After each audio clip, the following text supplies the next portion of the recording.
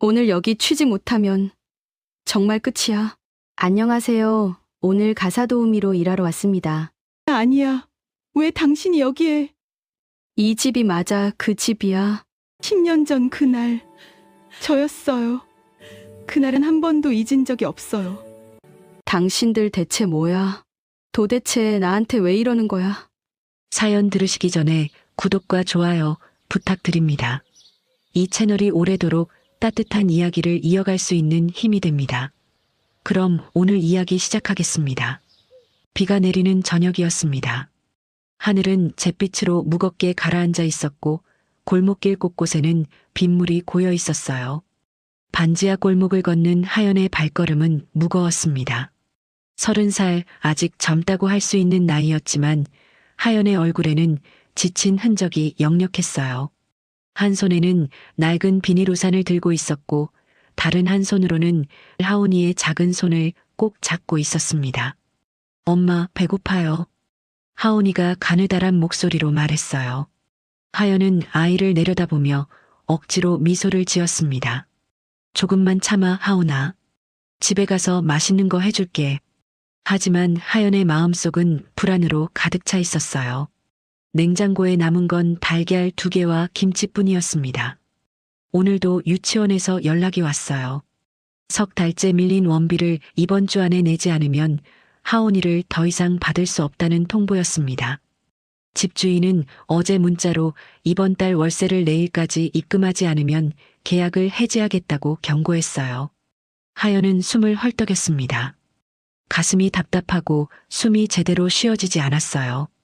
이 모든 게 언제부터 이렇게 꼬여버린 걸까요? 10년 전 아버지가 돌아가신 그날부터였을까요? 아니면 그 후 홀로 남겨진 어머니마저 병으로 쓰러진 그날부터였을까요? 하연은 생각할수록 가슴이 먹먹해졌습니다. 아버지는 성실한 분이었어요. 작은 회사에서 격리로 일하셨죠. 매일 아침 일찍 나가 늦은 저녁에 돌아오셨지만 한 번도 힘든 내색을 하지 않으셨습니다. 하연이 대학에 합격했을 때 아버지는 얼마나 기뻐하셨는지 몰라요. 등록금을 마련하느라 밤낮으로 일하셨죠. 그런데 그 등록금을 낸 지 한 달도 안 돼서 아버지는 갑작스러운 사고로 세상을 떠나셨습니다. 엄마, 하온이의 목소리에 하연은 정신을 차렸습니다. 그런데 바로 그때였어요. 골목 저편에서 비명 같은 울음소리가 들려왔습니다. 살려주세요. 제발 제 남편 좀 살려주세요. 하연은 그 자리에 얼어붙었어요. 골목 한가운데 한 중년 여자가 땅바닥에 주저앉아 울부짖고 있었습니다. 여자의 손은 허공을 향해 뻗어 있었고 그녀의 시선은 저 멀리 사이렌을 울리며 사라지는 구급차를 향하고 있었어요. 안 돼요. 안 돼. 여자는 일어서서 비틀거리며 구급차를 따라 달려가려 했습니다.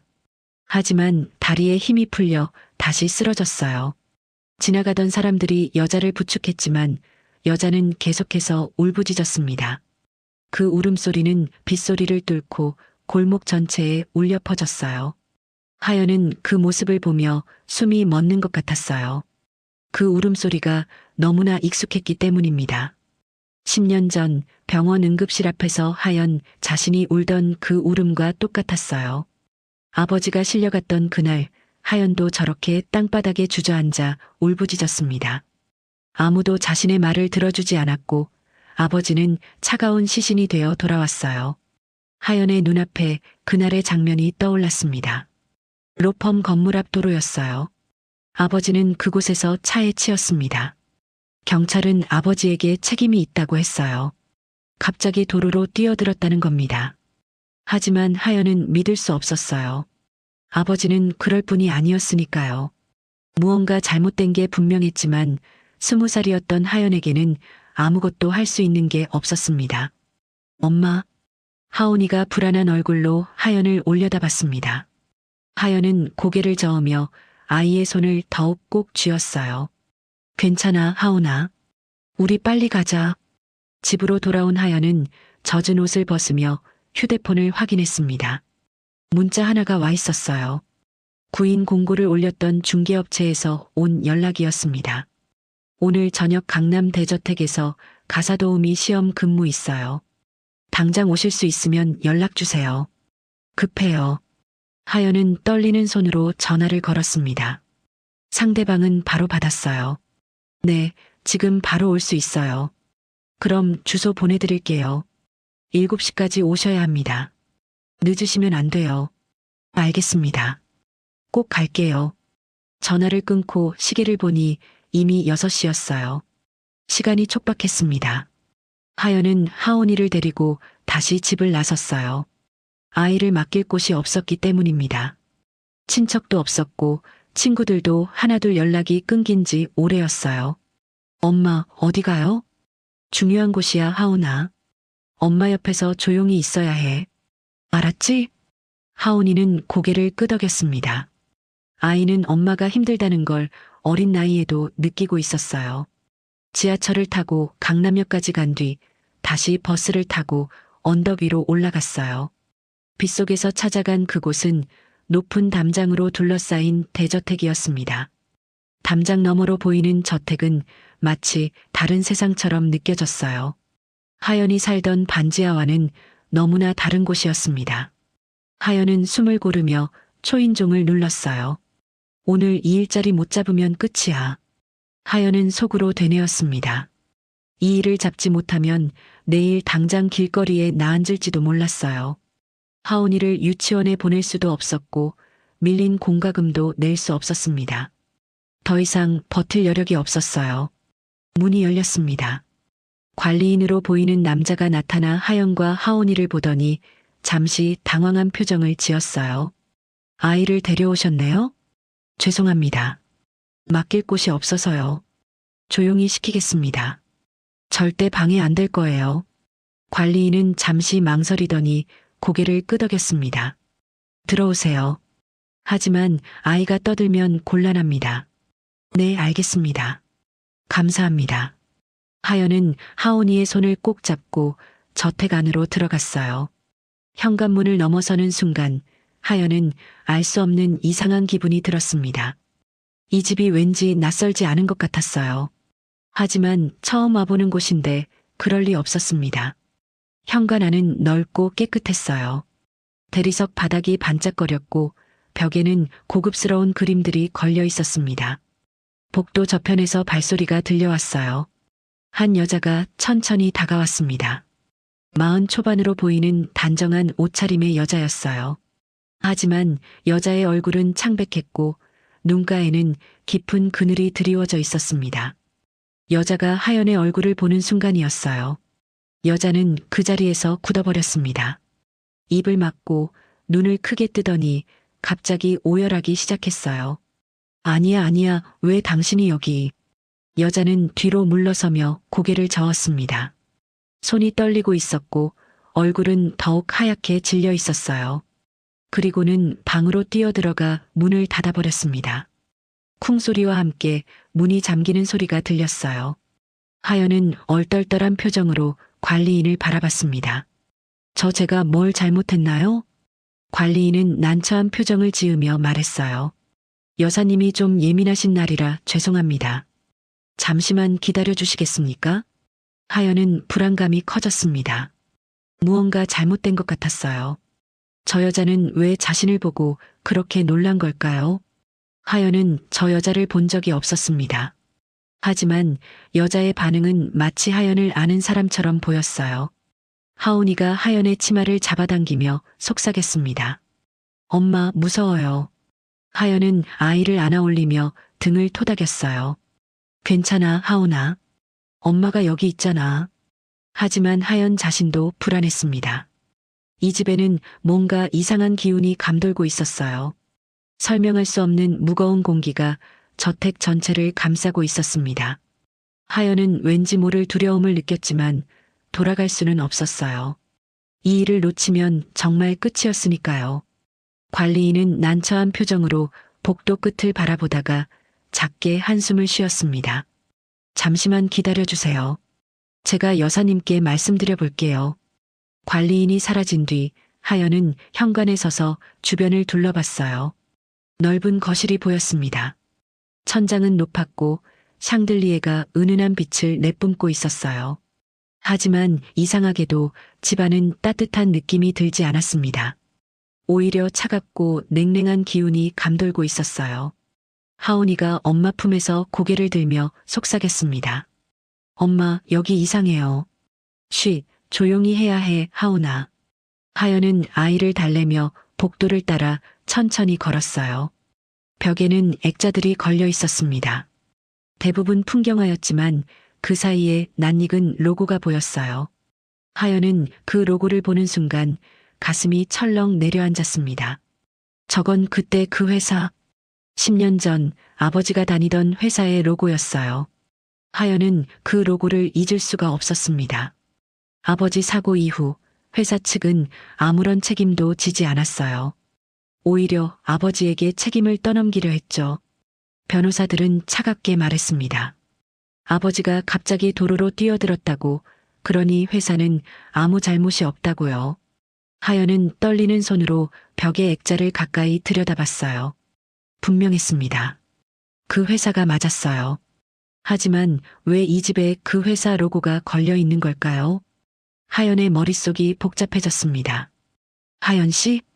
관리인의 목소리에 하연은 화들짝 놀라 뒤를 돌아봤습니다. 관리인은 조심스러운 표정으로 말했어요. 여사님께서 잠시 쉬고 계십니다. 제가 집안을 먼저 안내해 드릴게요. 업무 내용도 설명드려야 하니까요. 하연은 고개를 끄덕이며 관리인을 따라갔습니다. 복도를 지나 주방으로 향했어요. 주방은 넓고 깨끗했지만 사용한 흔적이 별로 없어 보였습니다. 싱크대 위에는 그릇 하나만 놓여 있었고 냉장고 문에는 아무것도 붙어 있지 않았어요. 여사님께서 요즘 식사를 잘 안 하세요. 그래서 가사 도우미 분이 필요한 겁니다. 주로 식사 준비와 청소가 주 업무가 될 거예요. 관리인이 설명했지만 하연의 귀에는 제대로 들어오지 않았어요. 하연은 계속해서 이 집이 이상하다는 느낌을 지울 수 없었습니다. 무언가가 숨겨져 있는 것 같았어요. 계단을 올라가며 하연은 난간을 잡았습니다. 그런데 난간에 이상한 자국이 있었어요. 긁힌 자국이었습니다. 마치 누군가 손톱으로 긁은 것처럼 보였어요. 페인트가 벗겨진 그 자국은 오래된 것처럼 보였습니다. 하연은 그 자국을 보며 섬뜩한 기분이 들었어요. 2층에는 여러 개의 방이 있었어요. 관리인은 첫 번째 방을 가리키며 말했습니다. 여기는 여사님 방이고요. 저쪽은 사용하지 않는 방입니다. 청소는 일주일에 한 번만 하시면 돼요. 하연은 복도 끝에 있는 작은 방 하나를 발견했어요. 그 방의 문에는 자물쇠가 채워져 있었습니다. 다른 방들과 달리 그 방만 유독 굳게 잠겨 있었어요. 저 방은 뭐예요? 하연이 물었지만 관리인은 애매하게 웃으며 대답했어요. 창고예요. 별로 중요한 곳은 아닙니다. 저 방은 청소하실 필요 없어요. 하지만 관리인의 표정은 어딘가 불편해 보였어요. 하연은 더 이상 묻지 않았습니다. 하지만 마음속으로는 저 방이 신경 쓰였어요. 왜 굳이 자물쇠까지 채워놓은 걸까요? 벽 한쪽에는 오래된 벽걸이 자리가 남아 있었습니다. 뭔가를 떼어낸 흔적이 선명했어요. 아마도 CCTV였을 거예요. 하연은 그 자리를 보며 이상한 느낌을 받았습니다. 왜 CCTV를 떼어낸 걸까요? 다시 1층으로 내려왔을 때 거실 한쪽에서 문이 열리는 소리가 들렸습니다. 아까 그 여자가 천천히 나타났어요. 여자의 얼굴은 여전히 창백했지만 조금 진정한 것 같았습니다. 여자는 하연을 보며 떨리는 목소리로 말했어요. 죄송합니다. 아까는 제가 몸이 안 좋아서요.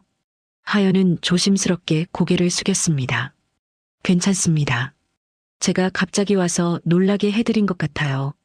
여자는 하연을 가만히 바라봤어요. 그 시선은 마치 하연의 얼굴 구석구석을 살피는 것 같았습니다. 하연은 불편함을 느꼈지만 애써 미소를 지었어요. 저는 박하연입니다. 오늘 시험 근무하러 왔어요. 여자는 한참을 망설이다가 작게 대답했습니다. 윤세진입니다. 저는 이 집 주인이에요. 세진의 목소리는 떨리고 있었어요. 하연은 왠지 모를 불안감이 더욱 커졌습니다. 세진은 계속해서 하연을 바라보며 무언가 말하려는 듯 했지만 결국 입을 다물었어요. 관리인이 옆에서 말했습니다. 여사님, 하연 씨께 업무를 설명해 드릴까요? 세진은 고개를 끄덕였지만 여전히 하연에게서 시선을 떼지 못했어요. 그 눈빛에는 알 수 없는 감정이 담겨 있었습니다. 슬픔 같기도 하고 두려움 같기도 했어요. 하연 씨, 주방으로 가시죠. 오늘 저녁 식사 준비를 부탁드리고 싶어요. 세진이 말했지만 목소리는 여전히 떨리고 있었습니다. 하연은 하온이를 데리고 세진을 따라 주방으로 갔어요. 주방에는 식재료들이 정리되어 있었지만 대부분 유통기한이 지난 것들이었습니다. 간단하게 죽이나 국을 끓여주시면 돼요. 저는 요즘 제대로 먹질 못해서요. 세진의 말에 하연은 냉장고를 열어봤습니다. 신선한 재료는 거의 없었어요. 하연은 남아있는 재료로 무엇을 만들 수 있을지 생각했습니다. 제가 죽을 끓여드릴게요. 하온아, 여기 의자에 앉아 있어. 하연은 아이를 의자에 앉히고 죽을 끓이기 시작했어요. 세진은 주방 입구에 서서 하연의 모습을 가만히 바라보고 있었습니다. 그 시선이 부담스러웠지만 하연은 최선을 다해 죽을 끓였어요. 하연 씨, 세진이 조심스럽게 말을 꺼냈습니다. 네. 혹시 가족은 어떻게 되세요? 하연은 손을 멈추고 세진을 돌아봤어요. 왜 갑자기 그런 걸 묻는 걸까요? 저는 혼자 아이를 키우고 있어요. 부모님은 일찍 돌아가셨고요. 세진의 얼굴이 더욱 창백해졌습니다. 입술이 파르르 떨렸어요. 부모님이 언제? 10년 전에 아버지가 먼저 가셨고 그 후 어머니도 돌아가셨어요. 하연의 대답에 세진은 벽에 기대며 눈을 감았습니다. 그리고 작게 중얼거렸어요. 10년 전. 하연은 이상한 느낌이 들었습니다. 왜 세진은 자꾸 10년 전에 집착하는 걸까요? 그리고 왜 자신을 보고 그렇게 놀란 걸까요? 그때 하온이가 의자에서 내려와 복도로 나갔습니다. 하온아, 어디가? 화장실 가요, 엄마. 아, 그래. 조심해. 하연은 다시 죽을 저으며 세진을 힐끗 봤어요. 세진은 창밖을 바라보며 깊은 생각에 잠겨 있었습니다. 잠시 후 2층에서 쿵 소리가 들렸습니다. 하연은 깜짝 놀라 불을 끄고 계단으로 달려갔어요. 하온아. 2층으로 올라가니 하온이가 복도 끝 그 잠긴 방 앞에 서 있었습니다. 문이 살짝 열려 있었어요. 자물쇠가 제대로 채워지지 않았던 건지 아니면 원래 잠겨 있지 않았던 건지 알 수 없었습니다. 하온아, 거기서 뭐해? 하연이 다가가자 하온이는 방 안을 가리키며 말했어요. 엄마, 여기 사진 있어요. 하연은 하온이를 붙잡으려 했지만 아이는 이미 방 안으로 들어가 있었어요. 하연도 어쩔 수 없이 방 안으로 들어갔습니다. 그리고 그 순간 하연은 숨이 멎는 것 같았어요. 방 안에는 여러 개의 박스가 쌓여 있었습니다. 그리고 벽에는 신문 기사 스크랩들이 붙어 있었어요. 하연은 떨리는 손으로 그중 하나를 들여다봤습니다. 로펌 앞 교통사고, 피해자 사망. 하연의 심장이 빠르게 뛰기 시작했어요. 그 기사는 10년 전 아버지 사고에 관한 것이었습니다. 하연은 다른 기사들도 보았어요. 모두 아버지 사고와 관련된 것들이었습니다. 책상 위에는 낡은 파일이 놓여 있었어요. 하연은 떨리는 손으로 파일을 열었습니다. 그 안에는 아버지의 사진이 있었어요. 젊은 시절 아버지의 모습이었습니다.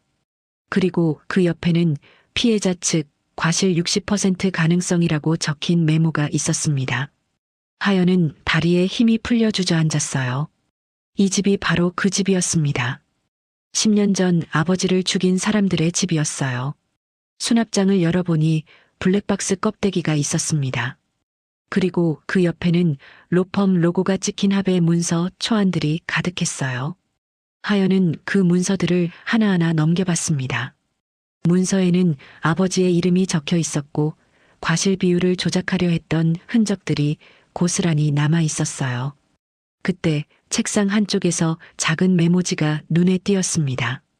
세진이 적은 것으로 보이는 글씨였어요. 그날의 사람을 잊지 말아야 한다. 아버지를 잃은 그 딸의 울음을. 나는 어떻게 살아왔지. 하연은 그 메모를 읽으며 눈물이 흘러내렸습니다. 이 집의 주인이 자신을 알고 있었던 거예요. 그리고 10년 동안 이 방에서 죄책감을 안고 살아왔던 겁니다. 하온아, 우리 나가야 해. 하연은 떨리는 목소리로 아이를 불렀습니다. 온몸이 떨렸어요. 분노와 슬픔 그리고 두려움이 한꺼번에 밀려왔습니다. 하연 씨. 뒤에서 세진의 목소리가 들렸어요. 하연은 천천히 뒤를 돌아봤습니다. 세진은 문 앞에 서서 창백한 얼굴로 하연을 바라보고 있었어요. 눈에는 이미 눈물이 가득 고여 있었습니다. 미안해요. 정말 미안해요. 하연은 떨리는 손으로 아버지의 사진을 내려놓았습니다.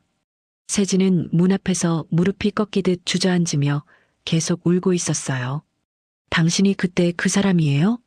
하연의 목소리는 차갑게 식어 있었습니다. 세진은 고개를 들지 못한 채 고개를 끄덕였어요. 네, 저예요. 하연은 방 안을 다시 둘러봤습니다. 벽에 붙은 신문 기사들, 박스 안에 가득한 서류들, 그리고 책상 위의 메모까지. 10년 동안 세진은 이 방에서 무엇을 하고 있었던 걸까요? 죄책감에 시달리며 이 모든 증거들을 모아놓고 있었던 걸까요? 왜 이제야? 하연의 목소리가 떨렸습니다. 분노보다는 슬픔이 더 컸어요. 10년이라는 시간이 너무 길었습니다.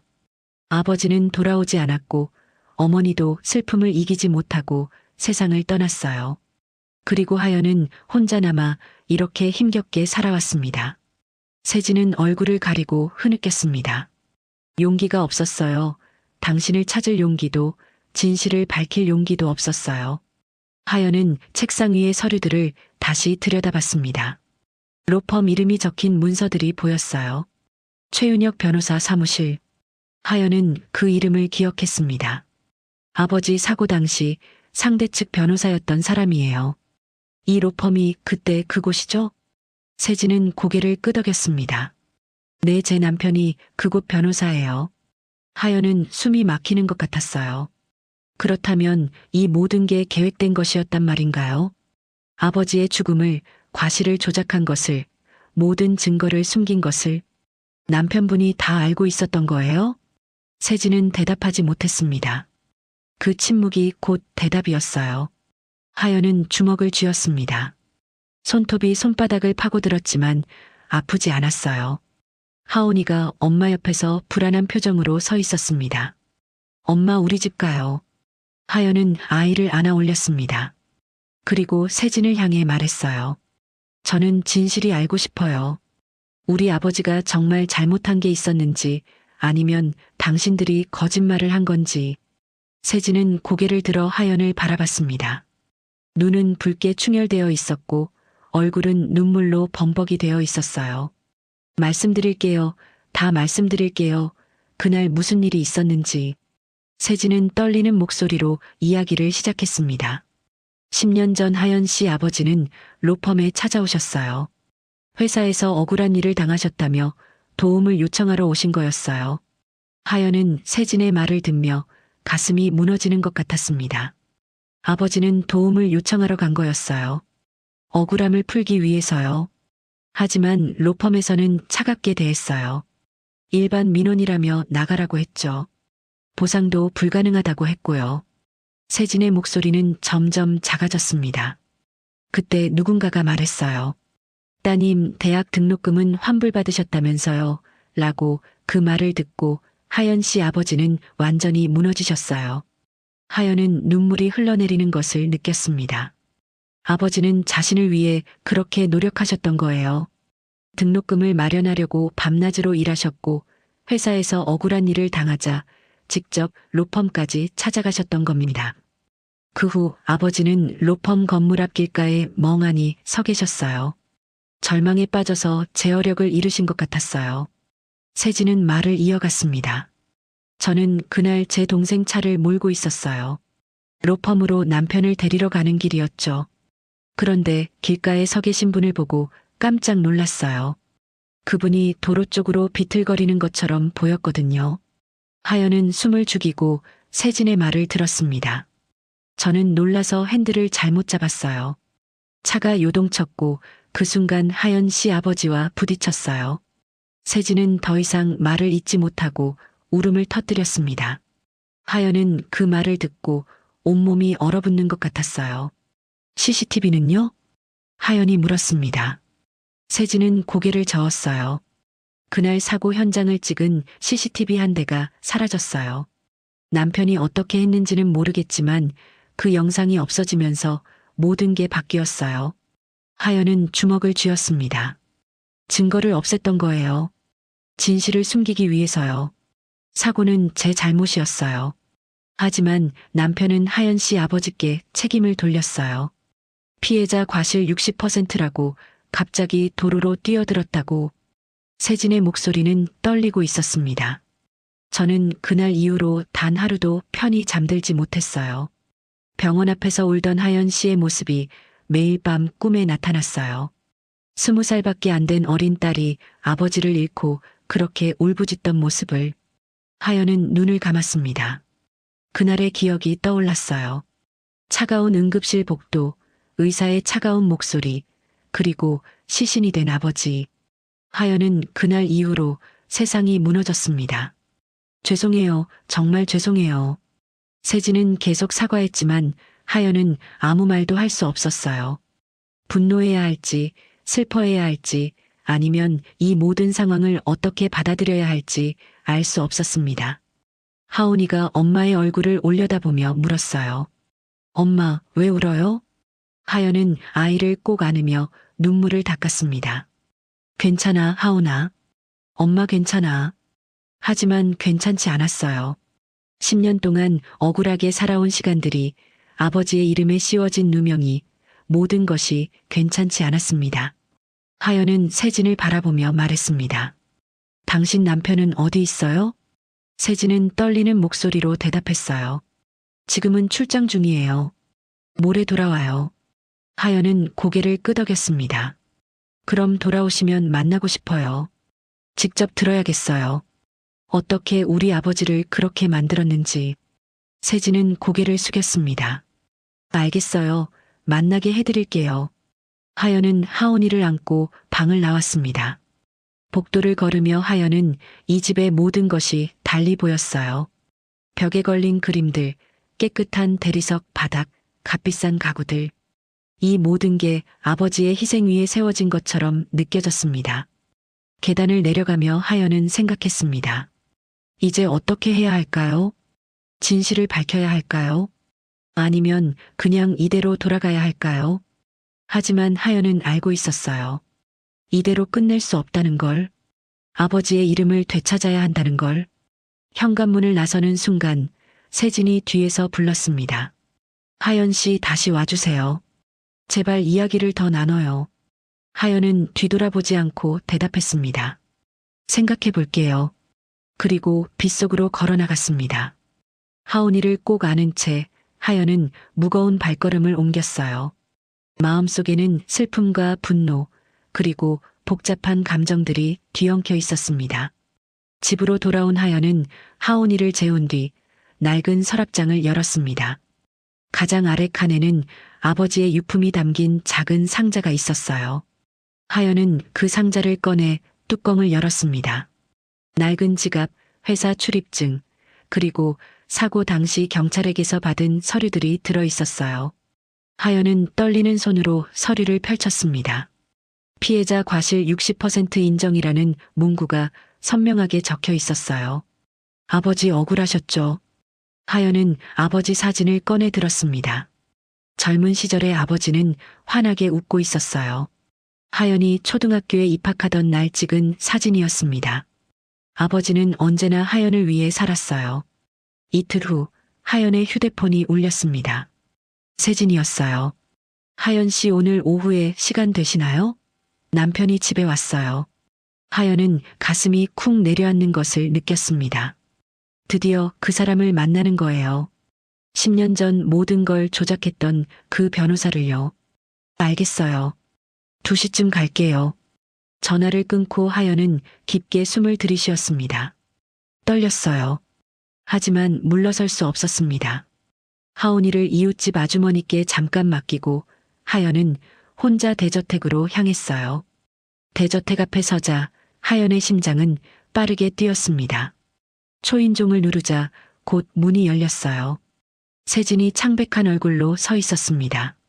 오셨군요. 들어오세요. 거실에는 한 남자가 서 있었어요. 40대 중반으로 보이는 단정한 정장 차림의 남자였습니다. 최윤혁? 그 사람이었어요. 윤혁은 하연을 보더니 차갑게 말했습니다. 앉으세요. 아내한테 이야기 들었습니다. 하연은 소파에 앉았지만 온몸에 긴장이 감돌았어요. 윤혁은 맞은편에 앉으며 팔짱을 꼈습니다. 먼저 말씀드리죠. 10년 전 그 사고는 이미 법적으로 종결된 사건입니다. 경찰 조사도 끝났고 보상도 지급됐어요. 하연은 주먹을 쥐었습니다. 보상이요? 몇 푼 안 되는 돈으로 우리 아버지 목숨을 계산하신 거예요? 윤혁은 표정 하나 변하지 않았어요. 감정적으로 받아들이시는 건 이해합니다. 하지만 법은 법입니다. 피해자 측 과실이 인정됐고 그에 따른 보상이 이루어졌어요. 거짓말이잖아요. 하연의 목소리가 커졌습니다. 우리 아버지는 잘못이 없었어요.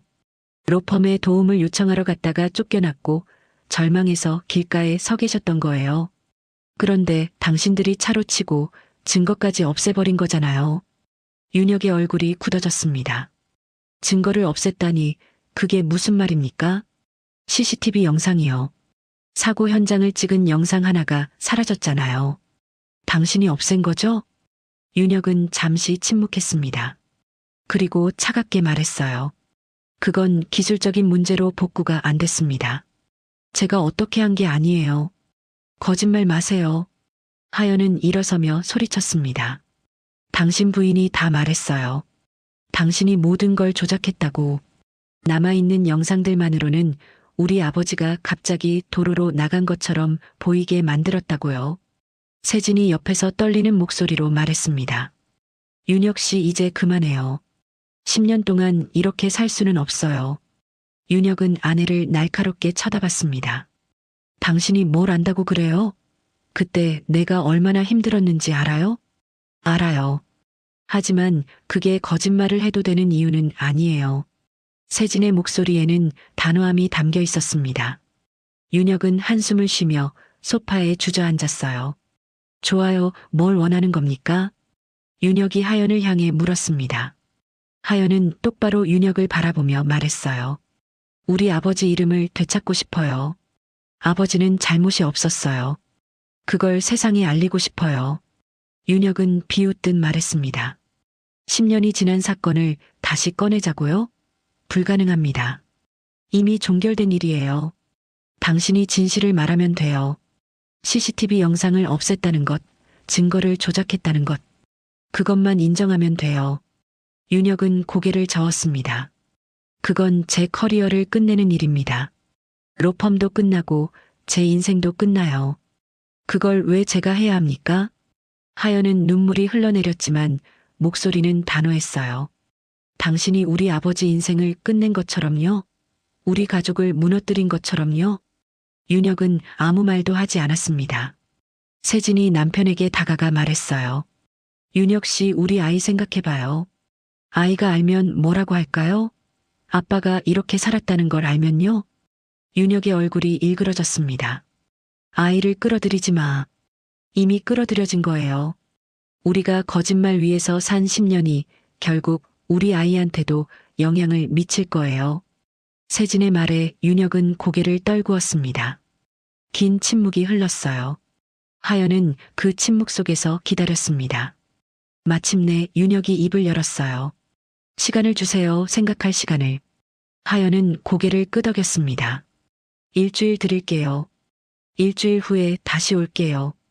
그때까지 답을 정하세요. 하연은 일어서서 문으로 향했습니다. 문을 열기 전 하연은 뒤돌아보며 말했어요. 당신이 책임을 감당할 차례예요. 10년 전에 했어야 할 일을요. 집으로 돌아오는 길 하연은 복잡한 감정에 휩싸였습니다. 윤혁이 정말 인정할까요?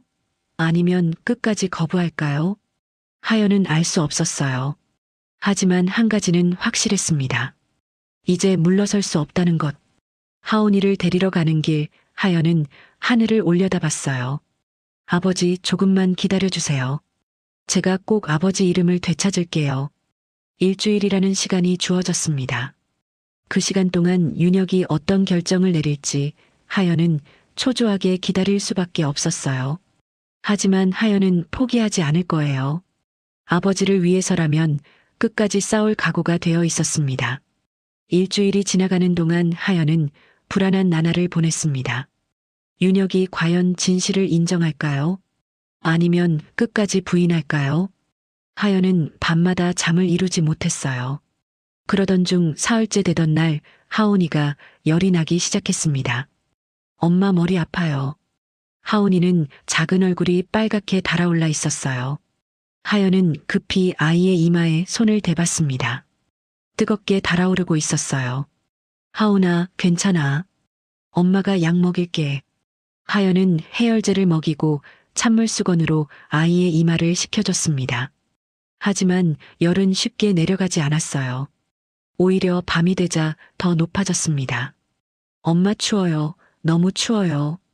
하온이는 이불을 뒤집어 쓰고 떨고 있었어요. 하연은 당황했습니다. 병원에 가야 할까요? 하지만 지금 당장 갈 수 있는 돈이 없었어요. 통장 잔고는 거의 바닥이었고 유치원비도 아직 내지 못한 상태였습니다. 조금만 참아, 하온아. 내일 아침에 병원 갈게. 하연은 밤새 아이 곁을 지켰습니다. 하지만 새벽이 되자 하온이의 상태는 더욱 나빠졌어요. 숨소리가 거칠어지고 몸은 더욱 뜨겁게 달아올랐습니다. 하온아, 하온아. 하연이 아이를 흔들었지만 하온이는 제대로 반응하지 못했어요. 하연은 급히 구급차를 불렀습니다. 제 딸이 숨을 제대로 못 쉬어요. 열도 너무 높고요. 제발 빨리 와주세요.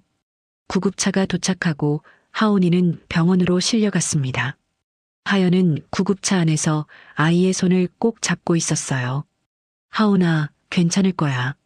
엄마가 여기 있어. 괜찮을 거야. 하지만 하연의 목소리는 떨리고 있었습니다. 10년 전 아버지를 잃었던 그날이 떠올랐어요. 구급차 사이렌 소리, 병원 복도의 차가운 공기, 그리고 의사의 차가운 선언. 안 돼, 안 돼, 하온이는 안 돼. 응급실에 도착하자 의사들이 하온이를 데리고 들어갔습니다. 하연은 밖에서 기다릴 수밖에 없었어요. 시간이 너무 천천히 흘렀습니다. 1분이 1시간처럼 느껴졌어요. 1시간쯤 지났을까요? 의사가 나왔습니다. 보호자분이시죠? 네, 제 딸이에요. 어떻게 됐어요? 의사는 진지한 표정으로 말했습니다. 폐렴입니다. 상태가 좀 심각해요. 지금 산소호흡기를 달아놨고 항생제 치료를 시작했습니다. 며칠 입원해야 할 것 같아요. 하연은 다리에 힘이 풀려 벽에 기댔습니다. 제 딸은 괜찮아질 거죠? 최선을 다하겠습니다. 하지만 며칠간 지켜봐야 해요. 의사가 떠나고 하연은 그 자리에 주저앉았습니다. 눈물이 흘러내렸어요. 아버지를 잃고 어머니를 잃고 이제 하온이마저 잃을 수는 없었습니다. 병실로 들어가자 작은 침대에 누운 하온이가 보였어요. 산소 마스크를 쓰고 있었고 팔에는 링거줄이 연결되어 있었습니다. 하연은 아이 곁에 앉아 작은 손을 잡았어요. 하온아, 엄마가 미안해. 엄마가 제대로 챙기지 못해서. 하연은 자신을 자책했습니다. 제때 병원에 데려갔어야 했는데 돈 걱정에 망설였던 자신이 원망스러웠어요. 그때 병실 문이 열렸습니다. 세진이었어요. 세진은 숨을 헐떡이며 들어왔습니다. 하연 씨, 하온이가 아프다는 소식 들었어요. 괜찮아요? 하연은 놀라서 세진을 바라봤습니다. 어떻게 알고 오셨어요? 이웃분한테 연락받았어요. 제가 혹시 도움이 될까 싶어서 왔어요. 세진은 하온이를 보며 얼굴을 찡그렸습니다. 이렇게 아픈데 병원비는 어떻게 하실 거예요? 하연은 고개를 떨구었습니다. 모르겠어요. 일단 치료부터 받고 그 다음은 생각해 봐야죠. 세진은 잠시 망설이다가 말했습니다. 제가 도와드릴게요. 병원비는 제가 낼게요. 하연은 고개를 저었습니다. 안 돼요. 그럴 수 없어요. 하연 씨, 지금은 아이가 중요해요. 자존심 따질 때가 아니에요. 세진의 말이 맞았습니다. 하온이가 가장 중요했어요. 하연은 눈물을 흘리며 고개를 끄덕였습니다. 감사합니다. 정말 감사합니다. 세진은 하연의 손을 잡아주었어요. 미안해요. 10년 전에 제가 잘못한 일이 지금까지 하연 씨를 이렇게 힘들게 만든 거예요. 하연은 아무 말도 할 수 없었습니다. 분노해야 할까요? 감사해야 할까요? 복잡한 감정이 뒤엉켰어요. 이틀이 지나고 하온이는 조금씩 회복되기 시작했습니다. 열이 내려가고 숨도 편해졌어요. 하연은 아이 곁을 떠나지 않았습니다. 그러던 중 세진이 다시 병원을 찾아왔어요. 이번에는 윤혁과 함께였습니다. 윤혁은 어색한 표정으로 병실에 들어섰어요. 하연 씨 아이 상태는 어떻습니까? 많이 나아졌어요. 윤혁은 잠시 침묵하다가 입을 열었습니다. 이번 일을 보면서 생각을 많이 했습니다. 아이가 이렇게 아픈 걸 보니까 10년 전 일이 떠올랐어요. 하연은 윤혁을 바라봤습니다. 윤혁은 계속 말을 이었어요. 하연 씨 아버지도 딸을 위해 살았던 분이셨겠죠. 그런 분을 제가 그렇게 만들었어요. 윤혁의 목소리가 떨렸습니다. 결정했습니다. 진실을 밝히겠어요. 제가 한 일을 인정하고 아버님의 명예를 회복시켜 드리겠습니다. 하연은 눈을 크게 떴습니다. 믿기지 않았어요. 정말이에요? 윤혁은 고개를 끄덕였습니다. 네. 더 이상 거짓말 속에서 살 수 없어요. 제 양심이 허락하지 않습니다. 세진이 남편의 손을 잡았어요. 두 사람의 눈에는 눈물이 고여 있었습니다. 감사합니다. 정말 감사합니다. 하연도 눈물을 흘렸습니다. 10년을 기다렸어요. 10년 동안 억울했던 아버지의 이름을 이제야 되찾을 수 있게 됐습니다. 하온이가 침대에서 작은 목소리로 말했어요. 엄마 이제 괜찮아요? 하연은 아이를 안으며 미소 지었습니다. 응, 하온아. 이제 다 괜찮을 거야. 병실 창문 너머로 햇살이 비쳐 들어왔습니다. 오랜 어둠 끝에 찾아온 빛처럼 하연의 마음에도 희망이 피어올랐어요. 이제 진짜 싸움이 시작될 거예요. 하지만 하연은 두렵지 않았습니다. 윤혁과 세진이 함께하기로 했으니까요. 하온이는 일주일 만에 태어날 수 있었습니다. 아이의 얼굴에는 다시 생기가 돌았고 하연도 안도의 한숨을 쉴 수 있었어요. 병원비는 세진이 모두 처리해줬습니다. 퇴원하는 날 세진이 병원 앞까지 나와 있었습니다. 하온이 많이 나아졌네요. 정말 다행이에요. 감사합니다. 아주머니 덕분이에요. 하연이 고개를 숙이자 세진은 조심스럽게 말했습니다. 하연 씨 남편이 이번 주 안에 변호사 선임하고 다음 주에는 경찰서 가서 진술하기로 했어요. 기자회견도 준비 중이고요. 하연은 가슴이 두근거렸습니다. 드디어 아버지의 명예를 되찾을 수 있는 거예요. 정말 감사합니다. 집으로 돌아온 하연은 처음으로 편안한 잠을 잘 수 있었습니다. 10년 만에 찾아온 평화였어요. 하지만 그 평화는 오래가지 못했습니다. 이틀 후 세진에게서 급한 전화가 왔어요. 하연 씨, 지금 병원으로 와주실 수 있어요? 큰일 났어요. 하연은 가슴이 철렁 내려앉았습니다. 무슨 일이에요? 전화로는 설명하기 어려워요. 빨리 와주세요. 응급실이에요. 하연은 하온이를 급히 이웃집에 맡기고 병원으로 달려갔습니다. 응급실 앞에는 세진이 서 있었어요. 얼굴은 창백했고 손은 떨리고 있었습니다. 대체 무슨 일이에요?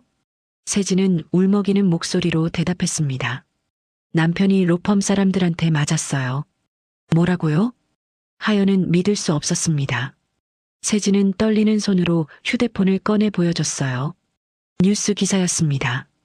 대형 로펌 변호사, 10년 전 교통사고 은폐 의혹 내부 고발 예정. 기사는 벌써 나가 있었어요. 누군가 언론에 흘린 겁니다. 어떻게 이렇게 빨리? 모르겠어요. 남편이 동료 변호사 한 명한테만 조심스럽게 이야기했는데 그 사람이 로펌 대표한테 바로 보고한 것 같아요. 세진은 눈물을 흘렸습니다. 오늘 아침 남편이 로펌에 출근했는데 대표랑 다른 변호사들이 몰려와서 따졌대요. 로펌 명예를 망쳤다고 어떻게 배신할 수 있냐고 말다툼이 심해지더니 몸싸움까지 벌어졌어요. 하연은 충격을 받았습니다. 지금 남편 상태는요? 갈비뼈에 금이 가고 얼굴도 많이 다쳤어요. 지금 치료받고 있어요. 세진은 주저앉으며 울었습니다. 하연 씨, 제가 잘못 생각했어요. 이렇게 될 줄 몰랐어요. 로펌 사람들이 가만히 있을 리 없었는데. 하연도 당황했습니다. 상황이 생각보다 심각해지고 있었어요. 잠시 후 의사가 나왔습니다. 환자분은 다행히 생명에는 지장 없습니다. 하지만 갈비뼈 골절로 몇 주간 안정이 필요해요. 세진은 안도의 한숨을 쉬었습니다. 병실로 들어가자 윤혁이 침대에 누워 있었어요. 얼굴은 멍투성이었고 입술은 터져 있었습니다. 하연은 그 모습을 보며 가슴이 아팠습니다. 괜찮으세요? 윤혁은 힘겹게 고개를 끄덕였습니다. 죄송합니다, 하연 씨, 제가 너무 안일했어요. 윤혁의 목소리는 떨리고 있었습니다. 로펌 대표가 절대 용서 안 한다고 했어요. 제가 진술하면 로펌 전체가 무너진다고 저를 법정에 세우겠다고 협박했어요. 하연은 주먹을 쥐었습니다. 그럼 어떻게 하시려고요? 포기하실 건가요? 윤혁은 고개를 저었습니다. 아니에요. 절대 포기 안 해요. 오히려 더 확실하게 밝히겠어요. 그때 병실 문이 벌컥 열렸습니다. 정장을 입은 두 남자가 들어왔어요. 한 명은 50대 중반으로 보이는 위압적인 분위기의 남자였고 다른 한 명은 젊은 변호사처럼 보였습니다. 최윤혁 변호사, 우리 이야기 좀 합시다. 50대 남자가 차갑게 말했습니다. 윤혁의 얼굴이 굳어졌어요. 대표님, 여기는 병실입니다. 나가주세요. 나가긴 무슨. 자네가 벌인 일 때문에 우리 로펌이 지금 난리야. 언론에서 전화가 빗발치고 고객들은 계약 취소하겠다고 난리고. 대표는 윤혁 침대 옆으로 다가왔습니다. 자네가 지금 무슨 짓을 하려는 건지 알아? 10년 전 일을 다시 꺼내서 뭐 하겠다는 거야? 윤혁은 침대에서 일어나려 했지만 갈비뼈가 아파서 제대로 일어나지 못했어요. 대표님, 저는 제가 한 잘못을 바로잡으려는 겁니다. 잘못? 그게 잘못이야? 자넨 로펌을 지킨 거야. 우리 모두를 지킨 거라고. 대표의 목소리가 커졌습니다. 하연은 더 이상 참을 수 없었어요. 지키긴 뭘 지켜요. 거짓말로 덮은 거잖아요. 하연이 소리치자 대표는 하연을 차갑게 쳐다봤습니다. 당신이 누군데 여기서. 저는 피해자 딸입니다. 10년 전에 당신네 로펌이 죽인 사람의 딸이에요. 하연의 목소리는 떨렸지만 단호했습니다. 우리 아버지는 억울하게 돌아가셨어요. 당신들이 증거를 없애고 거짓말로 덮었기 때문에요. 대표는 코웃음을 쳤습니다. 증거? 무슨 증거? 이미 끝난 사건이야. 법적으로 종결됐다고. 거짓으로 종결시킨 거잖아요. 하연과 대표가 대치하는 사이 세진이 끼어들었습니다.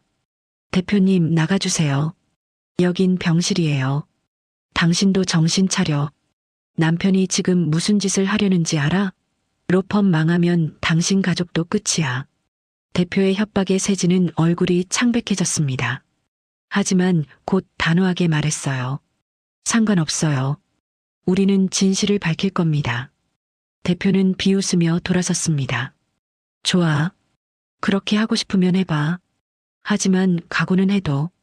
우리 로펌도 가만히 있지 않을 거야. 대표와 동료 변호사가 나가고 병실에는 무거운 침묵이 흘렀습니다. 윤혁은 천장을 바라보며 말했어요. 하연 씨, 이제 정말 힘든 싸움이 시작될 것 같아요. 로펌이 총력을 다해 막을 겁니다. 하연은 윤혁을 바라보며 물었습니다. 그래도 계속하실 건가요? 윤혁은 하연을 똑바로 바라봤습니다. 네. 끝까지 갈 겁니다. 이미 돌아갈 곳은 없어요. 하연은 눈물을 닦으며 고개를 끄덕였습니다. 감사합니다. 정말 감사합니다. 창밖으로는 어둠이 내리고 있었습니다. 앞으로 어떤 일이 벌어질지 아무도 알 수 없었어요. 하지만 하연은 알고 있었습니다. 이제 진짜 싸움이 시작됐다는 것을요. 윤혁은 일주일 동안 병원에 입원했습니다. 그 사이 로펌 측에서는 계속해서 압박이 들어왔어요. 변호사들이 찾아와 회유하기도 하고 협박하기도 했습니다. 하지만 윤혁은 흔들리지 않았어요. 퇴원하는 날 윤혁은 세진과 하연을 불러 모았습니다. 내일 경찰서에 가서 진술하겠습니다. 그리고 모레 기자회견을 열 거예요. 세진은 남편의 손을 꼭 잡았습니다. 괜찮겠어요? 로펌에서 계속 압박하는데. 괜찮아요. 이미 각오했어요. 하연은 윤혁을 바라보며 물었습니다. 제가 할 수 있는 일이 있을까요? 하연 씨는 기자회견에 함께 나와주세요. 피해자 가족으로서 증언이 필요해요. 하연은 고개를 끄덕였습니다. 알겠어요. 꼭 그렇게 할게요. 다음 날 윤혁은 경찰서로 향했습니다. 세진과 하연도 함께였어요.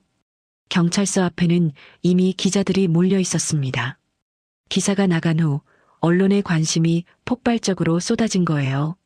최윤혁 변호사님, 10년 전 사건에 대해 한 말씀 해주세요. 정말 증거를 조작하신 건가요?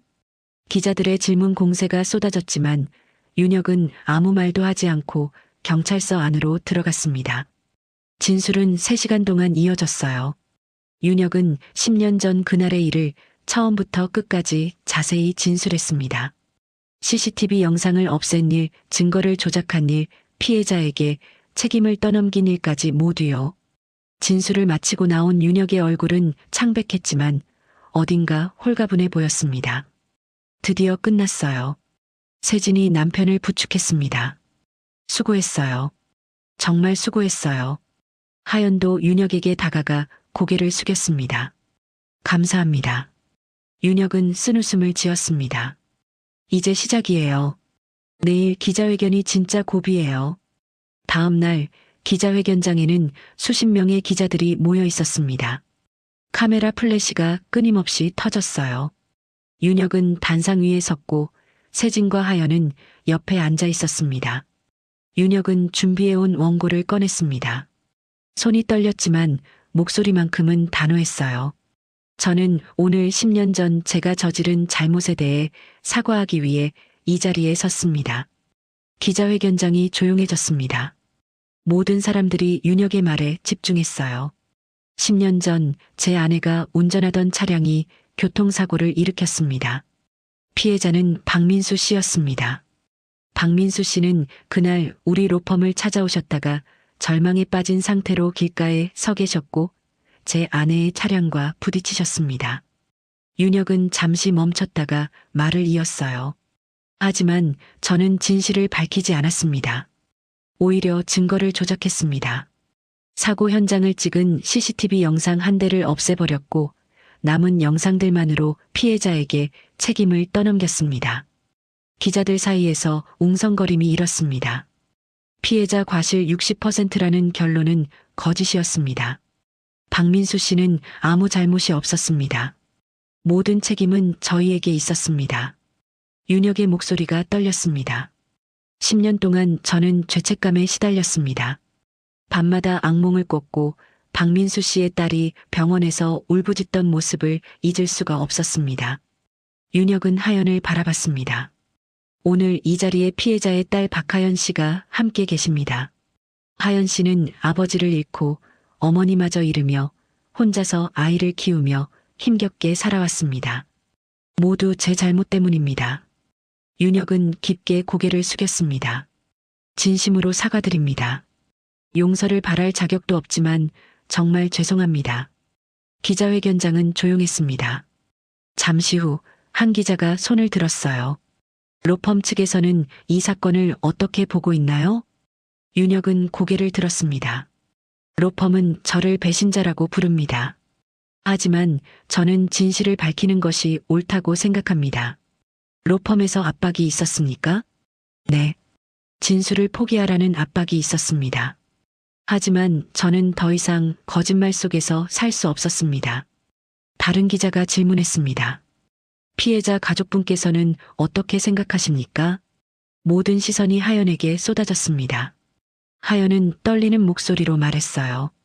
저는 10년 동안 아버지가 억울하게 돌아가셨다는 걸 알고 있었어요. 하지만 증거도 없었고 돈도 없었고 싸울 힘도 없었어요. 하연의 눈에서 눈물이 흘러내렸습니다. 오늘 이렇게 진실이 밝혀져서 감사하면서도 슬퍼요. 아버지가 살아계셨다면 이런 날을 같이 볼 수 있었을 텐데. 하연은 더 이상 말을 잇지 못하고 울음을 터뜨렸습니다. 세진이 하연의 손을 잡아줬어요. 기자회견이 끝나고 윤혁과 세진, 하연은 밖으로 나왔습니다. 밖에는 로펌 대표가 서 있었어요. 얼굴은 분노로 일그러져 있었습니다. 최윤혁? 자네 이제 끝났어. 변호사 자격도 박탈될 거고 법정에도 서게 될 거야. 윤혁은 대표를 똑바로 바라봤습니다. 알고 있습니다. 각오하고 있어요. 후회할 거야. 후회는 이미 10년 전부터 했습니다. 이제는 제대로 살고 싶어요. 대표는 비웃으며 돌아섰습니다. 윤혁은 그 모습을 바라보다가 세진과 하연을 향해 말했어요. 이제 정말 끝났어요. 진실을 밝혔으니 이제 법의 판단을 기다려야죠. 하연은 고개를 끄덕였습니다. 감사해요. 정말 감사해요. 세진도 남편의 손을 꼭 잡았습니다. 우리 이제 떳떳하게 살 수 있겠죠? 윤혁은 쓸쓸하게 웃으며 대답했습니다. 그러고 싶어요. 정말 그러고 싶어요. 하늘에서는 햇살이 비쳐 내리고 있었습니다. 10년 만에 찾아온 진실의 빛이었어요. 하지만 그 빛은 동시에 뜨거운 고통도 함께 가져왔습니다. 이제 남은 건 법의 심판이었어요. 기자회견 이후 일주일이 지났습니다. 언론은 연일 이 사건을 다뤘어요. 10년 전 은폐됐던 진실이 세상에 드러나면서 사람들의 반응은 뜨거웠습니다. 하연은 집에서 뉴스를 보고 있었어요. 화면에는 아버지의 사진이 나오고 있었습니다. 교통사고 피해자 박민수 씨 10년 만에 명예회복. 대형 로펌의 증거 조작으로 밝혀져. 하연은 눈물을 흘렸습니다. 드디어 아버지의 이름이 깨끗해진 거예요. 그날 저녁 세진에게서 전화가 왔습니다. 하연 씨 내일 우리 집으로 와주실 수 있어요? 남편이 꼭 드릴 말씀이 있대요. 하연은 잠시 망설이다가 대답했습니다. 알겠어요. 다음 날 하연은 홀로 대저택을 찾았습니다. 세진이 문을 열어줬어요. 하지만 표정이 심상치 않았습니다. 무슨 일 있어요? 세진은 고개를 저었습니다. 들어와서 보세요. 거실에 들어서자 하연은 깜짝 놀랐습니다. 윤혁만 있는 게 아니었어요. 낯선 노부부가 소파에 앉아 있었습니다. 70대쯤 돼 보이는 두 분이었어요. 이분들은 윤혁이 일어서며 말했습니다. 제 부모님이십니다. 그리고 하연 씨 아버님과 관련이 깊은 분들이세요. 하연은 의아한 표정으로 노부부를 바라봤습니다. 노인은 떨리는 목소리로 말했어요. 저는 10년 전 박민수 씨가 다니셨던 회사의 대표였습니다. 하연의 눈이 커졌습니다. 아버지가 다니던 회사 대표라니요. 그날 박민수 씨는 회사 일로 억울한 일을 당하셨어요. 사실은 제 조카가 횡령을 했는데 박민수 씨한테 책임을 떠넘기려 했죠. 노인의 목소리는 떨렸습니다. 저는 그걸 알면서도 막지 않았어요. 조카를 지키려고 박민수 씨를 희생시킨 겁니다. 하연은 숨이 막혔습니다. 아버지를 2번 죽인 거나 다름없었어요. 박민수 씨는 로펌에 도움을 요청하러 가셨지만 거절당하셨죠. 그 후 사고까지 당하시고 저는 그 소식을 듣고도 아무것도 하지 않았어요. 노인은 자리에서 일어나 하연 앞에 무릎을 꿇었습니다. 노인의 아내도 함께 무릎을 꿇었어요. 박민수 씨 따님 정말 죄송합니다. 10년 전에 제가 진실을 밝혔어야 했는데 비겁하게 숨어 지냈습니다. 하연은 온몸이 떨렸습니다. 아버지를 죽인 건 교통사고만이 아니었어요. 회사도 로펌도 모두가 아버지를 죽인 거였습니다. 당신들 때문에. 하연의 목소리가 떨렸습니다. 분노가 치밀어 올랐어요. 우리 아버지는 평생 성실하게 사셨어요. 단 한 번도 남한테 피해 준 적 없는 분이었어요. 그런데 당신들은 아버지를 이용하고 버리고 죽인 거잖아요. 노인은 고개를 들지 못했습니다. 죄송합니다. 정말 죄송합니다. 윤혁이 나섰습니다. 하연 씨, 제가 이분들을 모신 이유는 전체 진실을 밝히기 위해서예요. 단순히 교통사고만이 아니라 아버님이 왜 그날 로펌 앞에 계셨는지까지 모두 밝혀야 한다고 생각했어요. 세진도 말을 이었습니다. 이분들이 내일 기자회견에 나가십니다. 회사에서 일어난 횡령 사건, 아버님께 책임을 떠넘긴 일, 모든 걸 밝히실 거예요. 하연은 주먹을 쥐었습니다. 눈물이 흘러내렸어요. 그렇게 한다고 우리 아버지가 돌아오나요? 아무도 대답하지 못했습니다. 침묵만이 흘렀어요. 노인의 아내가 조심스럽게 말했습니다. 따님, 이걸 받아주세요. 노부인은 봉투 하나를 꺼냈습니다. 하연은 받지 않았어요. 이게 뭐예요? 제 남편이 운영하던 회사 지분입니다. 10년 전 박민수 씨께 지급했어야 할 퇴직금과 명예훼손에 대한 보상을 이제라도 드리고 싶어서요. 하연은 봉투를 밀어냈습니다. 필요 없어요. 저는 돈이 필요한 게 아니에요. 하지만 아버지 이름이요. 아버지가 깨끗한 사람이었다는 것. 그것만 세상에 알려지면 돼요. 노인이 고개를 들었습니다. 꼭 그렇게 하겠습니다. 내일 기자회견에서 모든 진실을 밝히겠습니다. 제 조카도 처벌받을 각오가 되어 있습니다. 다음 날 두 번째 기자회견이 열렸습니다. 이번에는 윤혁뿐 아니라 노인도 함께였어요. 기자들은 더욱 많이 몰려들었습니다. 노인은 떨리는 목소리로 진술했습니다. 10년 전 제 회사에서 횡령 사건이 있었습니다. 범인은 제 조카였지만 저는 격리였던 박민수 씨에게 책임을 떠넘기려 했습니다. 기자들 사이에서 탄성이 터져 나왔습니다. 박민수 씨는 억울함을 풀기 위해 로펌을 찾아가셨지만 거절당했고 그날 교통사고로 돌아가셨습니다. 모든 책임은 저에게 있습니다. 노인은 깊게 고개를 숙였습니다. 오늘 제 조카를 경찰에 고발했습니다. 그리고 저도 방조죄로 처벌받을 각오가 되어 있습니다. 기자회견이 끝나고 하연은 밖으로 나왔습니다. 윤혁과 세진 그리고 노부부가 함께 나왔어요. 세진이 하연에게 다가왔습니다. 하연 씨, 이제 모든 게 밝혀졌어요. 아버님은 정말 아무 잘못도 없으셨어요. 하연은 하늘을 올려다봤습니다. 구름 사이로 햇살이 비쳐 내리고 있었어요. 일주일 후 하연은 아버지 산소를 찾았습니다. 하온이와 함께였어요. 아버지, 다 끝났어요. 이제 모두가 알아요. 아버지는 깨끗한 분이었다는 걸요. 하연은 묘비 앞에 꽃을 놓았습니다. 회사에서도 로펌에서도 모두 진실을 밝혔어요. 아버지를 괴롭힌 사람들 모두 처벌받을 거예요. 하온이가 묘비를 쓰다듬으며 말했어요. 할아버지, 저는 엄마 딸 하온이에요. 할아버지, 정말 좋은 분이셨대요. 자랑스러워요. 하연은 눈물을 닦으며 미소 지었습니다. 아버지, 이제 저도 새로 시작할게요. 간호조무사 학원 등록했어요. 열심히 공부해서 하온이 잘 키울게요. 그날 저녁 하연은 새 집으로 이사했습니다. 반지하가 아닌 햇볕 드는 작은 원룸이었어요. 짐을 정리하며 하연은 아버지 사진을 벽에 걸었습니다. 아버지, 여기서 우리 지켜봐 주세요. 하온이가 창문을 열었습니다. 엄마, 여기 하늘 진짜 잘 보여요. 하연은 아이를 안으며 창밖을 바라봤어요. 저녁 노을이 아름답게 물들고 있었습니다. 하온아, 이제 우리도 행복해질 거야.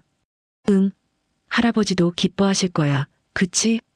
그럼, 분명히 기뻐하실 거야. 하연은 아이를 꼭 안았습니다. 10년 만에 찾아온 평화였어요. 아버지의 이름을 되찾았고 이제 당당하게 살아갈 수 있었습니다. 창밖으로 별이 하나둘 떠오르고 있었어요. 하연은 그중 가장 밝은 별을 바라보며 속삭였습니다. 아버지, 사랑해요. 그리고 미안해요.